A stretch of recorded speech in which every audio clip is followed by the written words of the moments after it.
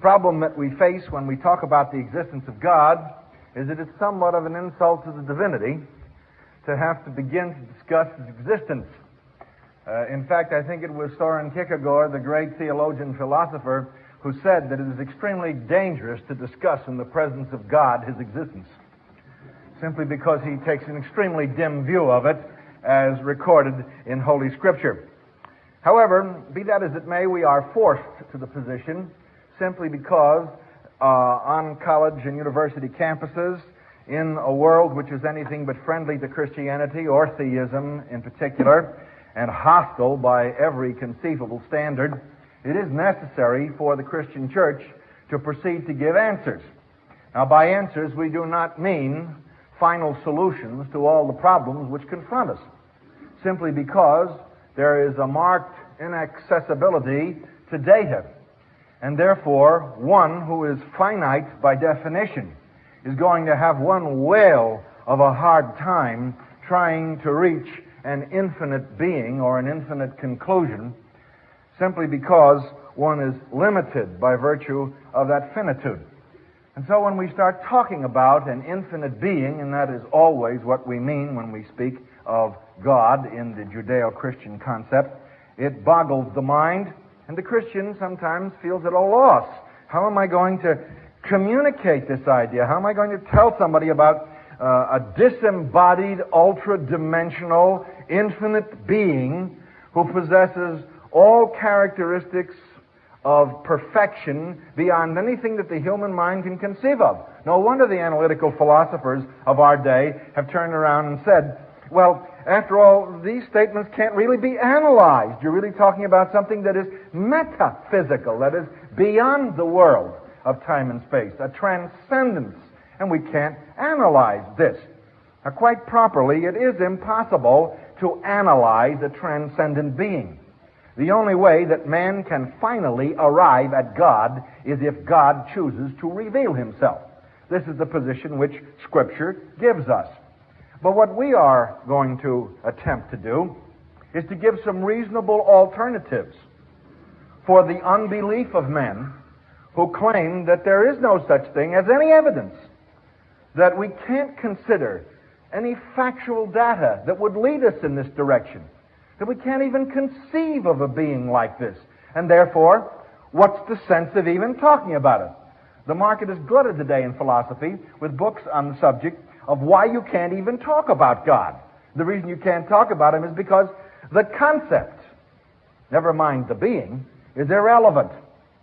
Now, if we for a moment suppose that we shall ever convince an unbeliever by any series of propositions, logical thought, or inferences or inductions, that the God of the Bible exists, we are deluding ourselves. The ultimate proof, as I said before, is the revelation of God himself in time and space. What we can do is give reasons for faith. What we can do is lay out evidence. What we can do is lead people in the direction.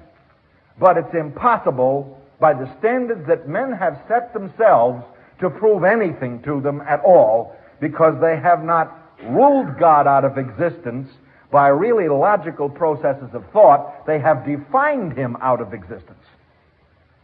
And I would like to know how any intellect, however brilliant, can lick a problem where the definition excludes any possibility of explanation. You can't. And so the thing that the Christian must do is to come up with reasonable arguments, reasonable evidence, factual data, and provide this information.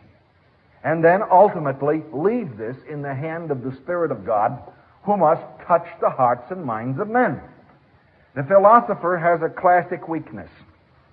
He is bound inextricably to human reason and logic for the solution of problems without any real consideration of the limitation of human nature because of evil and sin. He therefore concludes that he can arrive at truth, absolute final truth in certain areas, without any real consideration of the problem of sin. And this, of course, from a biblical perspective, is impossible, and also experientially impossible. So what we will try to do in discussing the existence of God, and even the term is questioned today by philosophers and multiple facets of unbelievers. All we're going to try and do is to look at the evidence. We had a governor in New York State a few years back whose name was Al Smith. He was the first Roman Catholic ever to run for president. And every time he was challenged by any of the people who wanted to point out something about him and his administration as governor of New York, he would say, "Let's look at the record." And then he would proceed to reel off the record of his administration. That phrase came from American politics into our colloquial vocabulary. Let's look at the record. All you can do with the unbeliever, philosopher, psychologist, psychiatrist, scientist, or just General Joe, is to present facts and evidence. You can never, ever, by the standards which have been set up, prove something to him. There's a very interesting book that was released a few years ago and has now gone through 26 editions. It's called Science is a Sacred Cow. It's written by Dr. Anthony Standen, formerly of Columbia University, a professor in the science department. He dedicated the book to the Long Island Railroad. He said, the longer the train was delayed, the more chapters I could write. That gives you some idea of his approach to the subject. He began by pointing out that the scientific method so admired by the philosopher who wishes to pour all truth into that mold is really not so reliable after all. And he takes about 10 or 12 chapters to show just why scientific methodology and scientism has become the proverbially religious sacred cow. And the philosopher has gone down the primrose path hand in hand with the scientists. What the scientist, says Dr. Standen, does not realize is that the moment he starts to extrapolate from his premises to a conclusion, he is no longer a scientist, he's a philosopher. And the moment the philosopher attempts to go into the world of science and demand that it confirm experientially and empirically everything so that he then can extrapolate a philosophy or an epistemology, a theory of knowledge from it, then he commits empiricide, simply because there is a fantastic gap between philosophy and science that the philosopher doesn't grasp, and, says Dr. Standen, neither does the scientist. So we begin by recognizing that there are sound principles of inductive reasoning. We also recognize analogy as a valid course of study. And, of course, the four formal laws of logic before whom all philosophers bow daily. What we are interested in is finding out whether or not there is a reasonable alternative to the non-existence of God as put forth today in our culture. How is it possible for us to do this? Well, I'd like to begin this way. I'd like to point out that there are standard arguments used for the existence of God. They have very impressive names. The ontological argument, the cosmological argument, the teleological argument, the moral argument, ad infinitum, ad nauseum. And you can go on with all the different forms of them from volume to volume to volume. In fact, I have a volume with me I brought along just for kicks called The Cosmological Arguments, A Spectrum of Opinion. Now, in this one book, and I easily show you 400 more just like it, the philosophers have broken down one argument for discussion. And they are still chasing the argument, and nobody's really settled except the philosopher who says, this is the answer. And then somebody comes along in the next chapter and says, that's not the answer. And somebody comes along in the next chapter and says, they're both wrong, this is the answer. And then in volume 2, they proceed to recapitulate why the other one doesn't have the answer. Now, if I seem hostile to philosophy, I am. And the reason I'm hostile is not sour grapes. I was an A philosophy student. I took my master's degree in philosophy at New York University under Dr. Sidney Hook, who gave me all the reasons why I shouldn't believe in God. I learned atheism and emergent naturalism from him. I'm hostile to philosophy for one basic reason. It leaves everybody hanging on a chain out in space. The chain has no beginning and the chain has no end, and you're somewhere hung in the middle. The philosopher really doesn't care. He's only interested in the particular link in the chain, which is his philosophy. Now, if you don't think that's true, simply go and analyze the whole history of philosophy from Anaximander and Anaxagoras all the way through to the present day. And you will find that they all consistently, in each school, recapitulate and then refute each other. No wonder that Tertullian, the great church father and philosopher, said, there will never be, there can never be any agreement between Athens and Jerusalem. Athens is the worship of human reason, and Jerusalem, the worship of divine wisdom. You can have no agreement between these two. God inevitably must triumph in his own creation. Otherwise, there's just no sense, no purpose, no meaning to anything. And that's where Jean-Paul Sartre leaves us, in No Exit. That's where Albert Camus leaves us in his writings. The utter depravity, the utter darkness, the utter meaninglessness and purposelessness of mankind and nature. And Bertrand Russell, looking back over his life at the age of 92, said, I see only bleakness and darkness and despair. Why? He began raised in a Christian home and then proceeded to abandon some good sound reasoning, I might add, and come to an agnosticism which left him at the end in utter despair. Now, this does not mean that there is not something good in contemporary philosophy or historic philosophy. It doesn't mean that we can't learn something.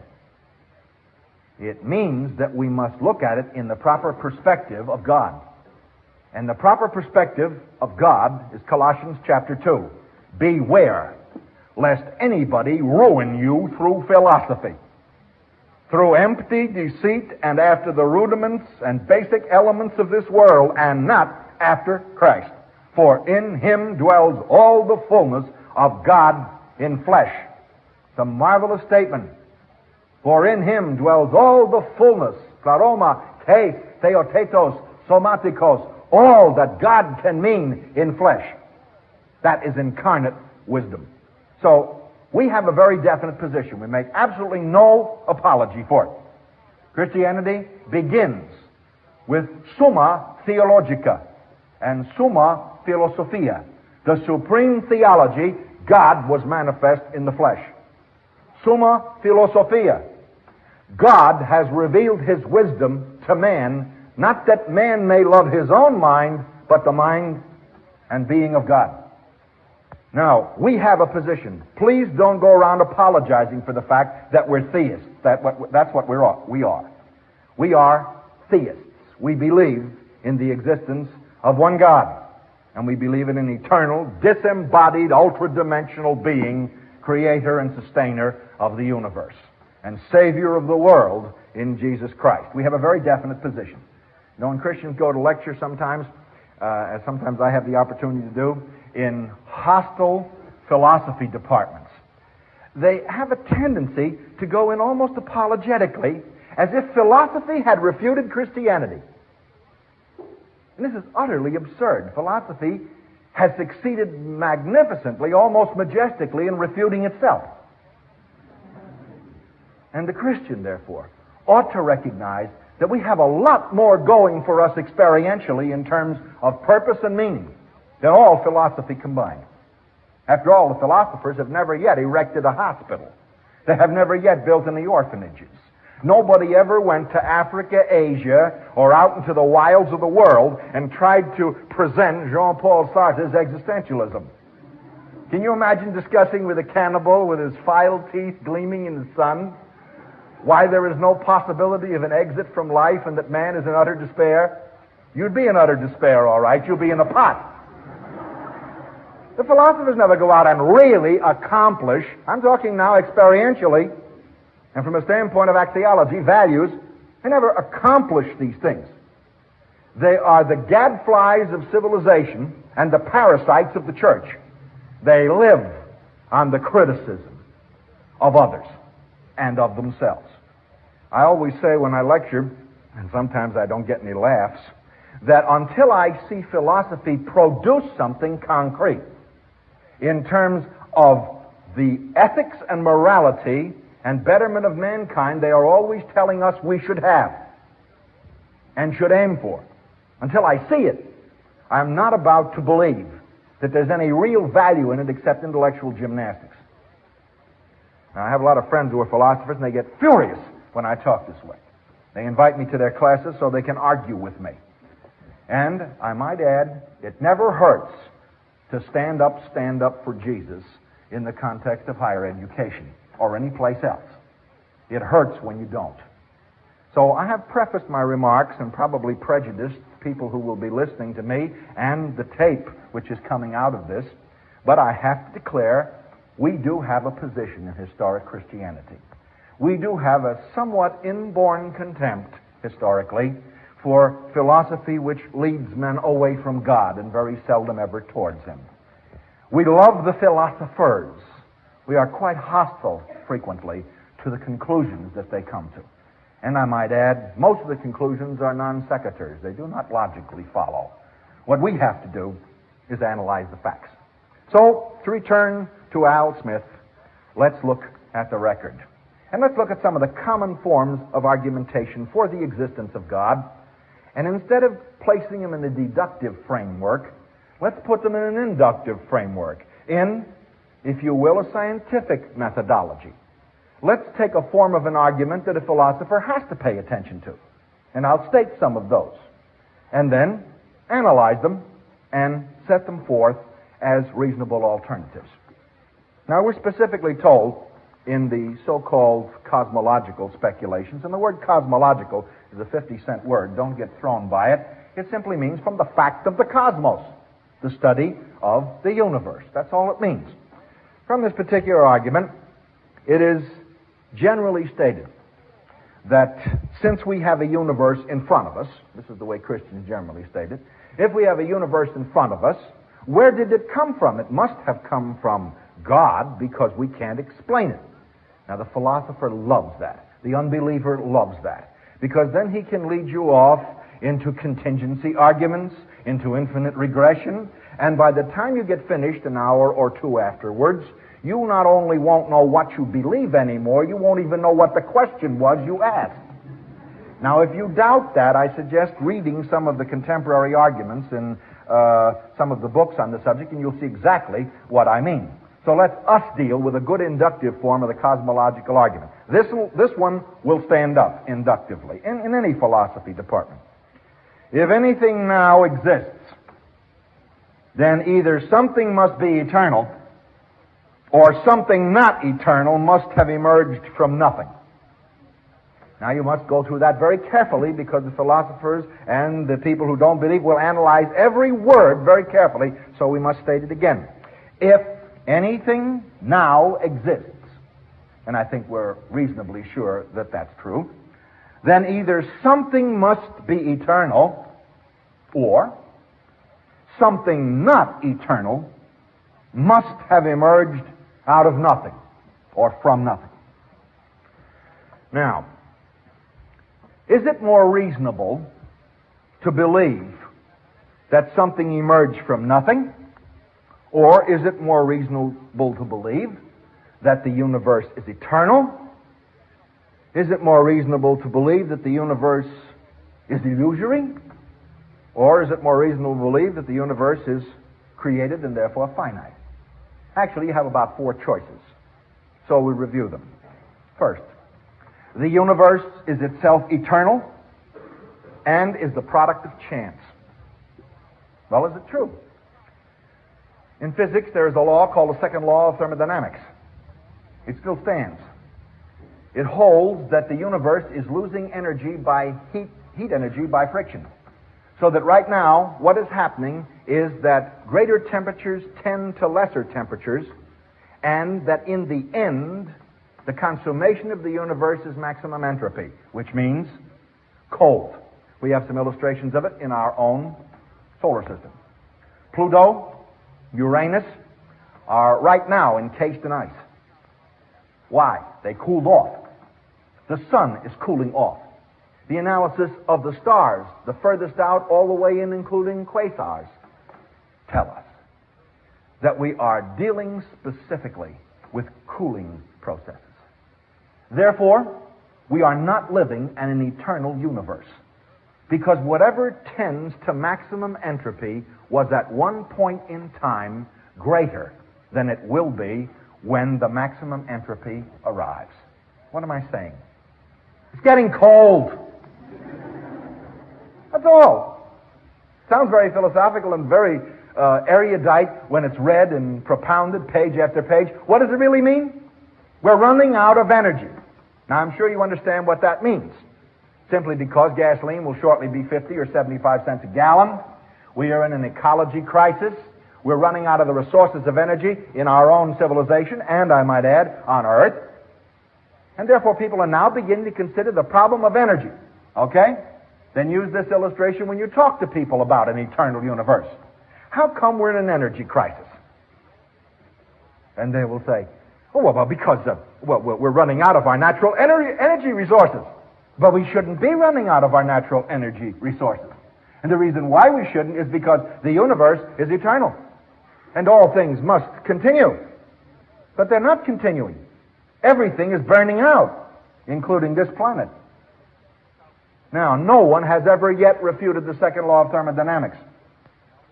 And in the book, Dr. Einstein and the Universe, Lincoln Barnett points out that Einstein's basic argument from his own studies and his own great advances in physics led him to state time and time again, the second law stands. Everything is tending to entropy. Therefore, we are living in a circular, finite universe. And it's running down. And he concluded by saying, quote, God does not play dice with this universe. The laws are working out. Now, the philosopher says, there's no such thing as a law. It's a statistical probability. What does that mean? That means that what you think is a law really isn't a law. What it is a constant tabulation of the same thing happening all the time. Now, that's marvelously theoretical. But when it gets into the practical world, it really doesn't work out too well. Because if you drop a brick off a building 100 times, the law of gravity, statistically probable, will cause it to hit the asphalt down below. If you apply this principle to that, it is perfectly feasible that one time you will drop that brick off and it will just hang there. Now, the scientists will tell you this in physics lectures because I've heard it. But the fascinating part about it is no scientist on earth will stand under that building while you drop the bricks. Because the statistical tabulation he believes in. And he'll talk about, and the philosopher will, it's not a law, but it's his skull on that pavement. And he's not going to do it. Therefore, you see, the human mind is marvelously diverse in that we talk about these things and project these things as arguments and hide behind them as a defense against the mechanism of God's existence, which is inbred in the soul of man because he said he put it there. But when the real chips are down, nobody stands under the building. Let's face the fact that there are laws and they operate. And Halley's Comet will be back in 1975. You can count on it if it hasn't met something along the way, because it's coming back in orbit. The universe is predictable, which, I might add, leads us to our second point. Namely, is the universe an illusion? After all, you've only got 4 possibilities. Some philosophers say yes. They're called solipsistic philosophers. Now, that's a big word. Do you know what it really means? A solipsistic philosopher is somebody who says, the only reality that exists is reality I perceive in my mind. And that philosopher says, and really, you can't prove anything. You can't even prove that you exist. Ever heard that argument before? Oh, it's very, very common. Of course, the argument is immediately destroyed by the fact that the solipsist is talking with you. And since he wants to maintain his own sanity, because they have places for people who think that they're talking to people who aren't there. He has a very weak philosophical argument. The best statement of it was Stace's argument from Princeton, but even that argument was very, very weak because in the final analysis, a solipsist has great difficulty navigating across a New York City street, particularly the way the taxi drivers drive, if he believes that all reality he alone perceives, because it just may run into one of those drivers who doesn't perceive the same reality, namely him. And then you've got a real problem for solipsism, namely you're dead. That's really an irremediable problem. Is the universe an illusion? No. Halley's Comet proves it isn't. The prediction of eclipses proves it isn't. Why? Because an illusion exists in the mind of the person suffering from it. But once I can predict and can correlate this prediction from the minds of others observing the same phenomena, I know it's no longer an illusion. It's correlative truth. And it is statistically verifiable. The universe is not an illusion. Oh, sure, there are galaxies that burned out millions of years ago. I don't know anything about them. In fact, the nearest galaxy to us, if it blew up tomorrow morning, the light from that galaxy traveling to us would take 2 million years to get here at a speed of 186,000 miles per second. That's pretty far out. Well, that indicates that it's possible for us to be looking up at galaxies and think they're there, but they're not. One of the pet arguments of the illusionist. Very true. It could very well be. But in the universe I live in, there is predictability. And therefore, I can see and I can predict. And there's considerable evidence from the shift in the red shift in the spectrum and other scientific facts we don't have time to go into, that there's reality way out there on the fringes of the galaxies. So the universe is not eternal because it's running down, as the old statement goes. The universe is certainly not illusory because we can predict. Is indeed the universe now something which arose spontaneously out of nothing? And we're back to our basic premise again. If anything now exists, then either something must be eternal or something not eternal must have emerged from nothing. All right. It's the first principle of physics that from nothing, nothing derives. So if you're going to argue for a spontaneous emergence of multiple forms of energy and matter in constant interchange in vast quantity, and you are going to say that this emerged from absolute vacuum, from nothing, you are at the juncture of having to affirm more faith in an irrationality than in the belief of an intelligent being who created the laws that govern what we can observe. Now, if the Christian thinks for a moment, the Christian knows that the average mind is not going to buy the universe out of nothing, because everybody recognizes the fallacy instantly. From nothing, nothing emerges. Now, I know there are philosophers, and this may come as a shock to you, and even astronomers, who have said with a straight face that from nothing, nothing comes is not necessarily true. One of them was Fred Hoyle, who set forth the steady state theory, that the universe was always exchanging energy and converting it from energy to matter and back again. Therefore, the universe was eternal. However, his theory was disproved a few years ago by his own colleagues, and then he wrote another paper. And I read the paper, and it was fascinating, particularly a sentence in it where he said that the only possible conclusion that we can now come to in astronomy, as far as he is concerned, is that the entire universe emerged spontaneously from nothing. I read it twice because I wanted to be sure I was reading the right thing. And that's exactly what it was, so help me. Now, if the Christian says, in philosophical discourse, that the universe emerged spontaneously out of nothing by a direct act of an other-dimensional being, we're crazy, irrational, and illogical. But the scientist and the philosopher will cooperate together in affirming an even greater absurdity, that within this dimension, with no evidence whatsoever, everything just appeared at 6 a.m. 12 1/4 billion years ago. I think that requires an enormous amount of faith, and scientists and philosophers are not supposed to have any. Remember that. That's a prerequisite. Faith is the substance of what is hoped for, the evidence of the intangible.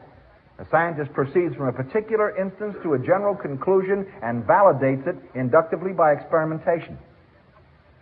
We're going to follow a scientific method to establish the universe as emerging spontaneously out of nothing. I would like to see the data. And there is none. Therefore, it has to be rejected.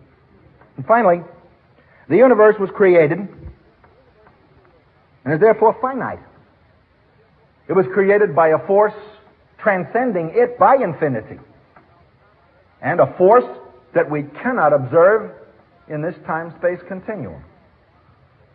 Now our philosopher friends come back and say, well, that force itself could have ceased to exist and the effect or the universe gone on. And so you're chasing a phantom. You can't find God there. We're not attempting to find God there. We are attempting to show that the universe is finite and that the cause for its existence is not here. And we are attempting to show that there's no evidence that any cause for this universe disappeared a long time ago. Why? Because there's such a thing as radioactive decay. And the scientist and the philosopher recognizes it. He recognizes the fact that radium has a specific half-life, and that it inevitably ends up as lead. We have radioactive carbon dating, which tells us the age of fossils, and the scientists will swear by it. We have nuclear fission dating, and we have potassium-argon dating, all of which tells us the age of rocks and fossils and other things. The scientist accepts it. In accepting it, he is acknowledging that there is a measurement of time, and he ends up with a universe somewhere between 4.5 and 12.25 billion years old. And it has absolutely no evidence at all for existence on a scientific basis. Therefore, we are faced with a finite universe running down, which had to have an origin greater than itself. There's no reason to suppose that the initial cause just disappeared. And the Christian can now begin to argue what is known as causality. And a lot of people don't like that. Because the moment you talk about causality, the philosopher comes back and says, the minute you talk about cause and effect, you have to start arguing back and back and back and back and back, and even God ends up as an effect. Or perhaps as a cause caused by something else. Another way of stating it. How does a Christian deal with this? Well, a Christian can deal with cosmology by pointing out very simply that the God of biblical theology is the most reasonable option of the four possibilities. We haven't proved God's existence. We have disproved the affirmations of the unbelieving philosopher and scientist that this is the way it was done. And we have arrived at a more reasonable explanation, which is perfectly in accord with what we find in Holy Scripture.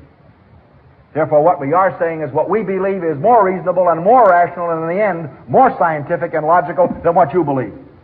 And on your own grounds, we affirm it. Let's go a step further. Is there such a thing as cause and effect? Yes, there is. And we can see it all about us. Let me state causality in an inductive form. Christians don't generally do it this way, but we ought to, because it's a good statement. In causality, if there now does exist a chain of causality, then either it is itself eternal as a chain, or it originated in an eternal potential cause, or it originated from nothing. I'm restating Thomas Aquinas, inductively, not deductively. What does it boil down to in common everyday language? It means that every effect has a cause. And if you start regressing from you to your parents, and if you start regressing from Earth back into the solar system, eventually you end up, the best scientists tell us, with grandmommy and granddaddy hydrogen atom. Now, nobody knows where they came from, but they were there. George Gamow points out in the Big Bang Theory that this gigantic explosion brought the universe into existence. And nobody knows where the atoms came from, but they exploded. And this is what brought the universe to what we see today. Now, let's ask ourselves the question, what do you think of a chain that is suspended between earth and moon? The chain is not anchored to earth, nor is it anchored to moon. It's simply a chain. And it has no beginning, and it has no end. It just simply hangs there. If you were to see a phenomenon like that through the telescope, I think you'd have to ask yourself a few rational questions. What does it mean? Or further than that, if you wanted to think of it more seriously, why doesn't it connect? Or if you wanted to go back more philosophically, it doesn't have a beginning, it doesn't have an end. All it is a link of chain hanging there. You begin to reason about that and think about it. If you were a rational being, I think. I think what you'd have to come up with is that chain had to have some connection of the links between it. And that the connection that forged those links must also have had some capability to suspend it where it was. Because you see, if I see link after link after link, I must come to the conclusion that some intelligent source put the links at least together, even if there's no beginning to it or no end. I therefore inductively reason from the links to something with some degree of intellect that forged it. This is precisely what St. Thomas was trying to do, only he went about it deductively instead of inductively. And so he left us with a very good argument that a lot of Christians don't use. Here it is.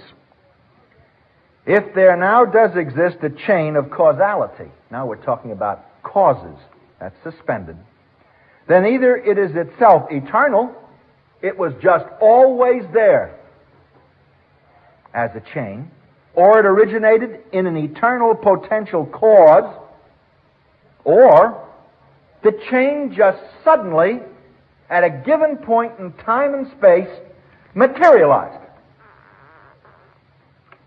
Now let's affirm the argument of reasonableness and of logic. Let's ask ourselves, there is a chain of causality, because we can go back in our own universe to its beginning with hydrogen atoms. Now it's hanging there. Where do we go from there? The reasonable thing is to attempt to find out what caused it, because we know it's an effect. We know that it's running down. We know it's going to be destroyed.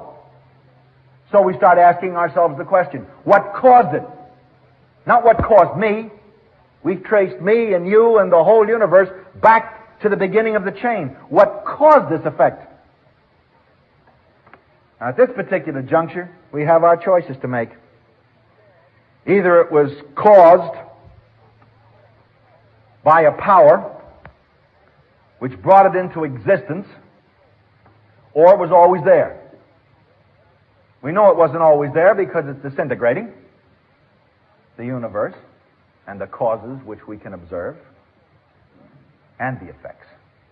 So we are led inextricably back to the idea of a cause that brought that all into being. At that juncture, Bertrand Russell arises on the scene in his book, Why I Am Not a Christian. How many students have read that book in this room? How many Christians here have read the book? Oh, you're missing something. You want to read one of the most cogent statements of unbelief in print. Why I'm not a Christian. In there, Russell comes to grip with this argument. What does he say? He says, granted we come back to the atoms, and granted we come back to what is an effect, why should we say that God since he is the next step, the Christians affirm, is himself uncaused. It does not logically follow that if we come back to the atoms and then to him, that he cannot be caused by something greater than himself. You know, some Christians look at it and they say, that doesn't make any difference. It makes a lot of difference. Because if you get back to the atoms and back to the Creator, the philosopher and the unbeliever says, what makes you think that what created it wasn't caused? And the Christian has no logical defense at that point. So, you have to use, I think, a very excellent defense that somehow or other perturbs people who get to this point. And maybe you'd like to write it down, because whatever perturbs them is worth having around when you need it. Let's look at it for a second. Let's assume we get back from Grandmommy and Granddaddy hydrogen atom to God. All right? We're there. Now we appear in the presence of the deity and we have a philosophical dialogue for the sake of making it very plain and that we can grasp it instantly. Then we say, we have arrived at you, Creator. But it does not logically follow, sequentially, that you yourself are uncaused. And the Creator would say, absolutely accurate, perfectly logical and rational. I concur. Then where do you go? Because the Creator would rejoin, however, you have arrived at me, and I am, whether caused or uncaused, your Creator. Granted? Yes. Good. Why don't you obey me? And at that juncture, all philosophy, logic, and rationality disintegrates. Because there is no possible defense against a being who says, whether I'm caused or uncaused, I'm here. And what difference does it make if I have a cause and another God made me? I made you, and you are answerable to me in time and space. Now I'd like to know what you're doing with my son, and with my gospel, and with the revelation that I gave you approximately 2,000 years ago. What is the answer then of the philosopher and the unbeliever who has arrived at what he says can be? A deity who has a cause. His only answer can be, That brings up another point of ethics and of choice and of free will. And the Creator's rejoinder would be, I gave you free will. I made you in my own image. We are now back at me. Where do you go from there? The answer is always going to be, no place. It's amazing to see how many Christians, afraid of making God finite, don't use the argument. I remember the first time I used it in a philosophy discourse. It was a very heated discussion.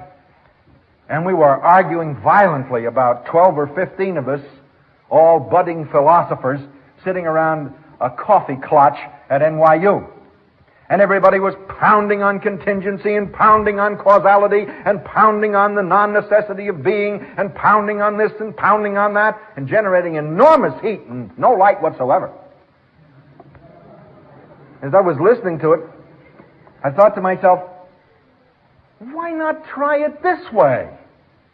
So I looked into the group of my fellow students and I said, hey, let's look at it from a perspective of a theist. Oh, everybody laughed. You know, the theist, who pays any attention to the theist? I said, no, I'm serious for a minute. Give me some objectivity, some philosophical objectivity. Let's assume the argument of infinite regress. We are going back, and we've arrived at the beginning of the cosmos. What is it according to the physicists? Well, hydrogen atoms, okay? Right. I said, all right, we're there now. And I said, we jump from that to another cause because we admit the universe is in effect. Okay. I said, that cause we call God. Now, we're not saying we're talking about the God of Christianity. We're just talking about an intelligent creator. All right. What's the next question? Everybody there said, Not a single soul dissented. Everybody said. And they were all brilliant students. Why, obviously, that we must regress beyond X, that is, the God, and ask, who caused God? Splendid. But let's stop and ask ourselves the question, once we have arrived there, what about stopping the clock for a second and having a dialogue with X? Everybody said, what do you mean? I said, it's very simple. Let's let a theistic X talk to us. And the theistic X says just what I said a few moments ago. There wasn't one single person there at the table, nor the professor that taught us, who could come up with a logical argument against it except to say it and believe it.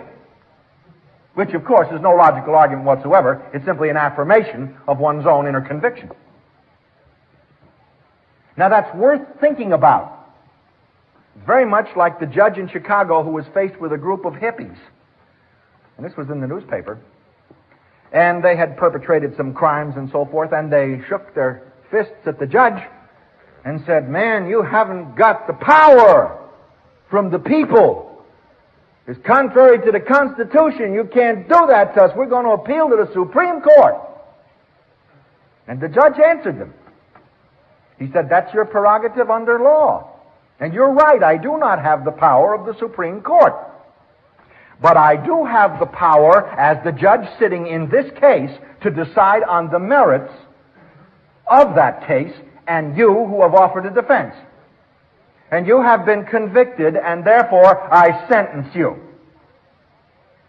I have enough power from the people to deal with you. Let's take the unbeliever back to that point and grant him any infinite regression he wants. The God he arrives at has enough power to deal with him. The Christian will argue, of course, for an infinite God, but he can argue from that. And reasonably and rationally. At least Edgar Brightman thought you could. And he was a fairly good philosopher, even though he had a finite God. Now, I think also, and we have to bring this to its proper perspective, we also have to look at something else that's very, very important. That is teleology. Now, I want you to take your Bibles, because this is the supreme argument, I believe, from the Bible and from experience for the existence of God. And the Christian can use this. Obviously, we're not going to exhaust all of the things we could do this evening. It usually takes me a full semester on the arguments for the existence of God and the objections of the philosophers, and we're never going to get into it. But let's primarily, when I say the philosophers, incidentally, I mean unbelieving philosophers. There are some who are believers. It's a small minority, I assure you, but they are believers. I want to draw your attention to Psalm 94, verse 9. Because this is a biblical argument, and it's sound, it's logical, it'll stand, and we ought to know the form of it. Psalm 94.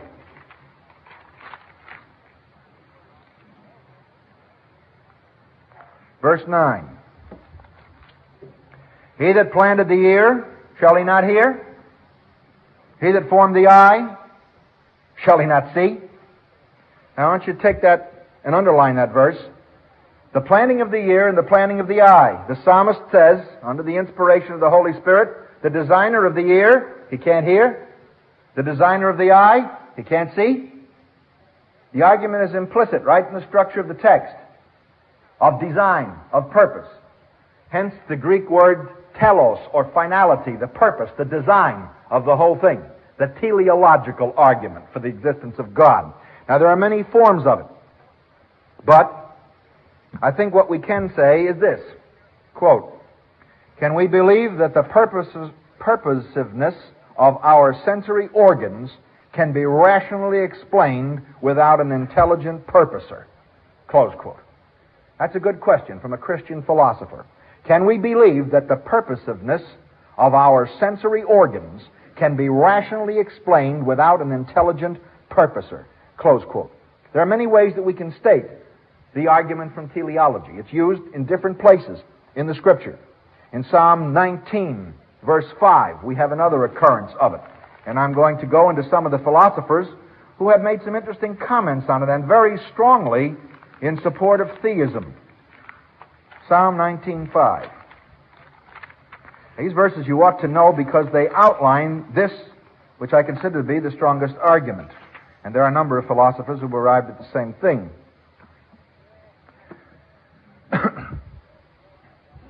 The heavens declare the glory of God, and the firmament shows his handiwork. Day unto day utters speech, and night unto night shows knowledge. There is no speech nor language where their voice is not heard. Their line is gone out throughout the earth, and their words to the end of the world.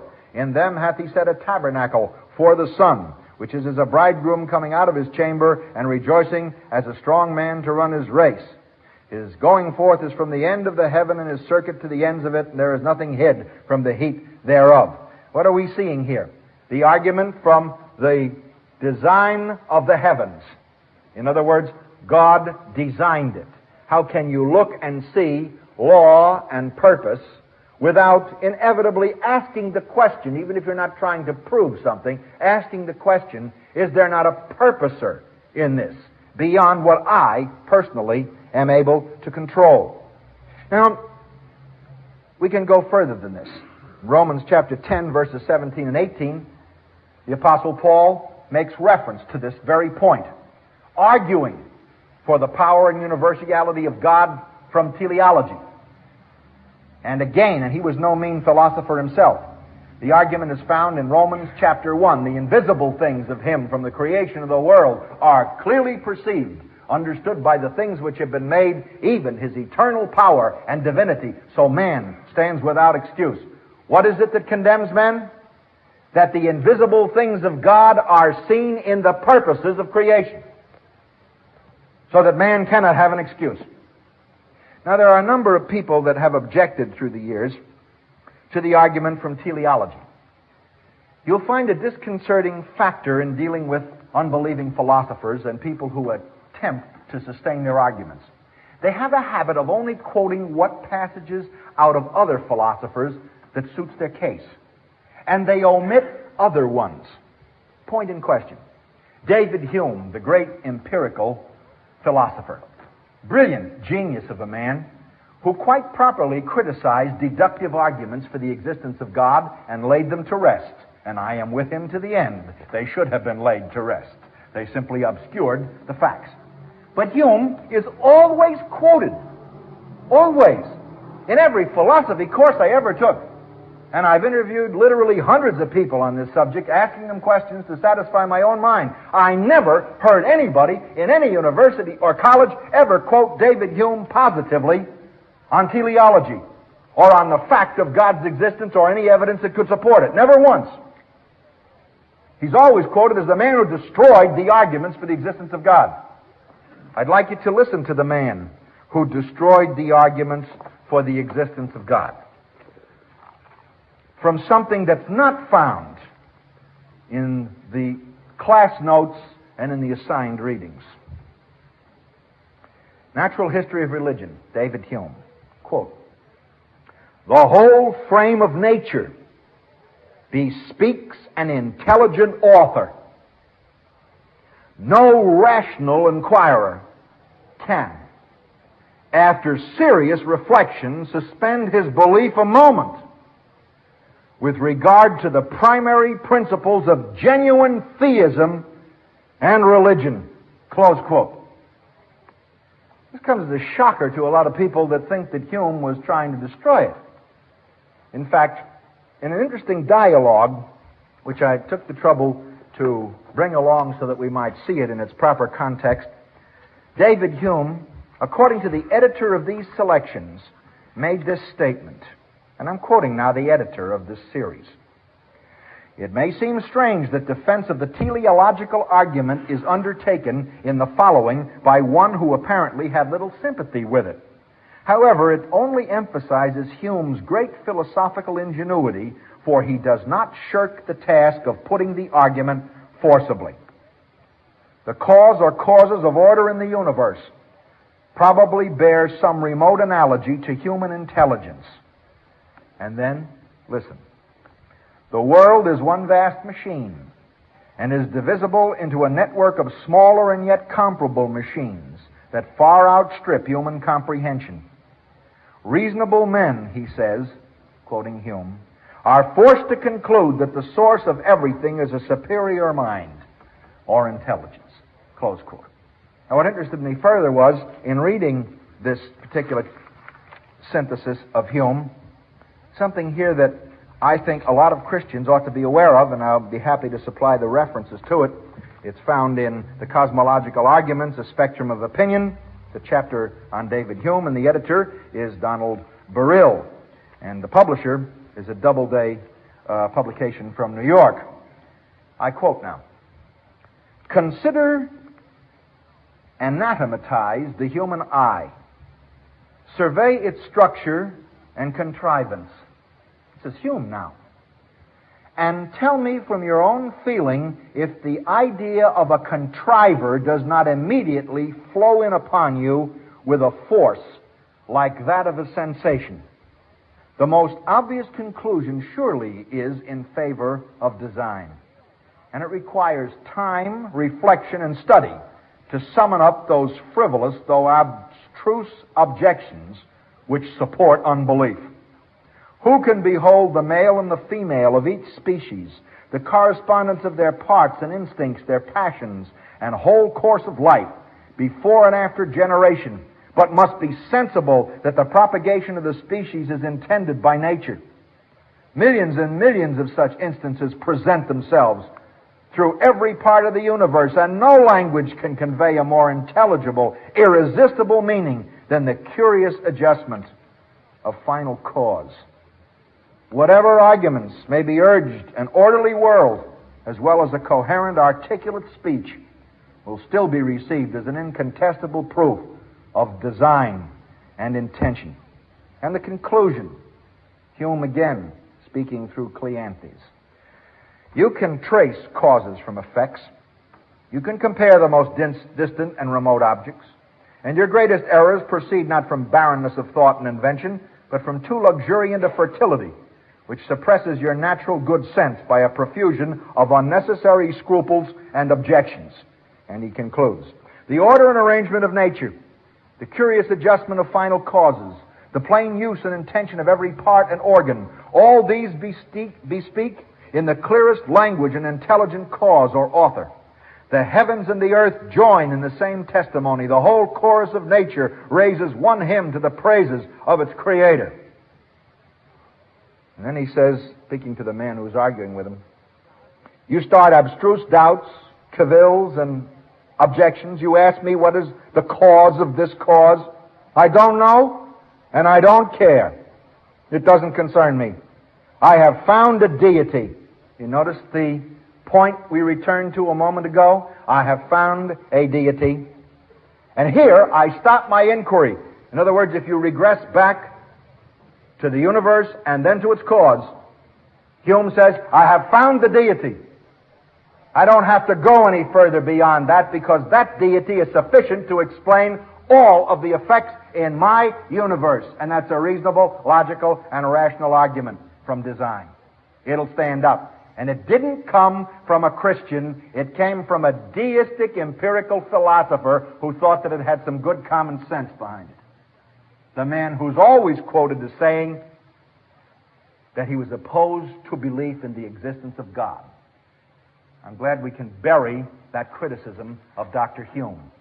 I'm also glad that probably the greatest of all logicians, John Stuart Mill, was very interested in what Hume had to say.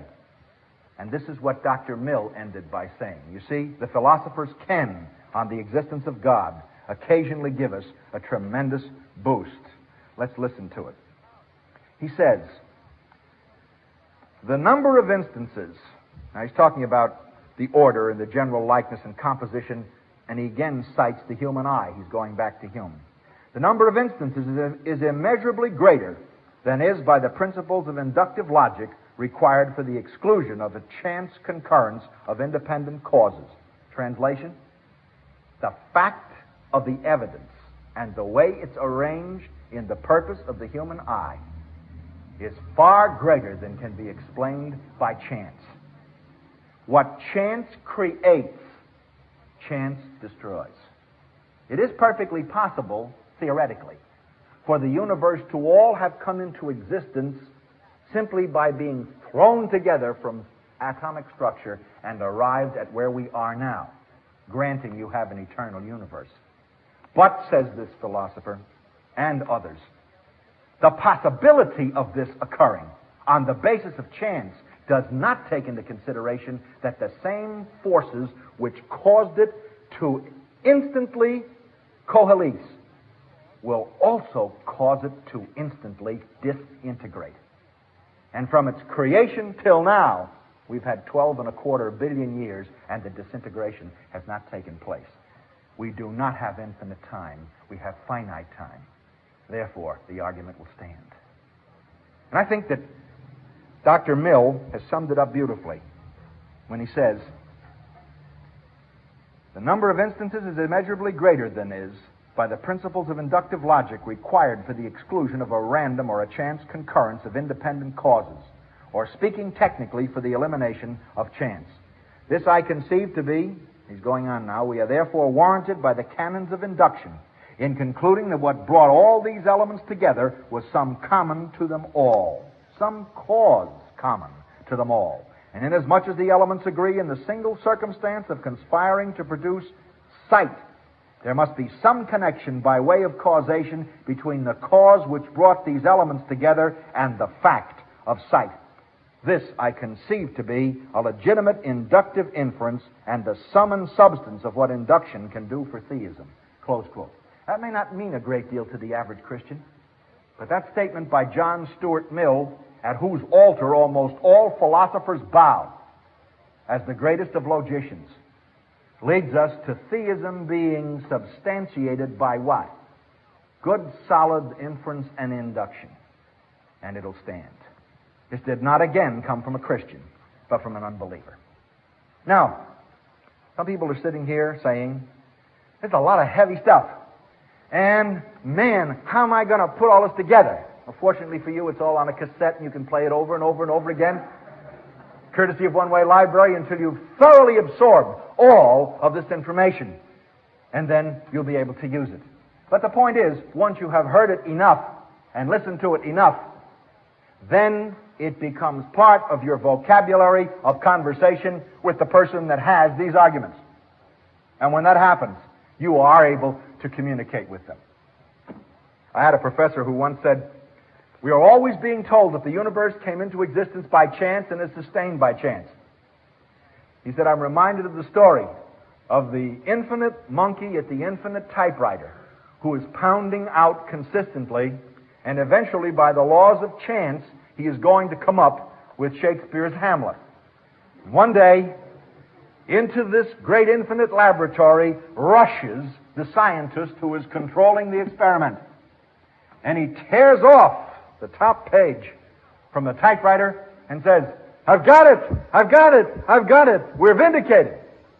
To be or not to be, that is the Geschrugelung. If you think about it for a moment, it makes a lot of sense. What chance creates, to be or not to be, ends up in Geschrugelung. Why? Because there is no purpose and no design. You see the importance of purpose and design. We can argue from the human eye. God said so. And it turns out that God is buttressed in his opinion by no less a logician than John Stuart Mill, which I'm sure impresses all Christians and has impressed God for ages. We find out that David Hume, the dean of empiricists, far from standing with the sword and the shield and the meat cleaver, turns around and says, nobody that's got a grain of intelligence can look at nature and not come up with the fact that there is a theistic basis in all this. And that's what he said. And there are just scores and scores and scores of people who are not philosophers who have come to precisely the same conclusion. Now we can go on to Bertrand Russell, but you'd be asleep.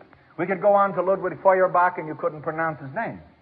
We could go on to all of the rest of them and see each of the facets of modern unbelief. But to conclude, the Christian has a pretty sound basis for belief in a cosmological structure and argument. There is such a thing as existence.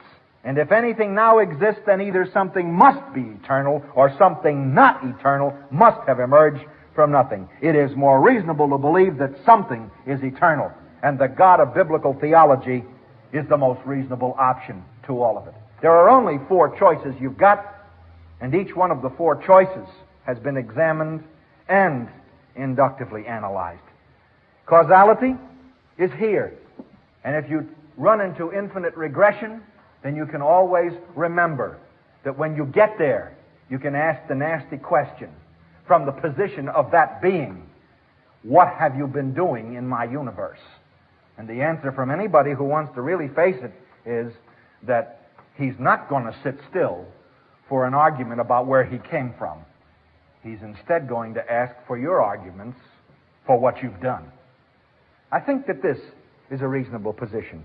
If there now does exist a chain of causality, then either it is itself eternal as a chain, or it is originated in an eternal potential cause, or it originated from nothing.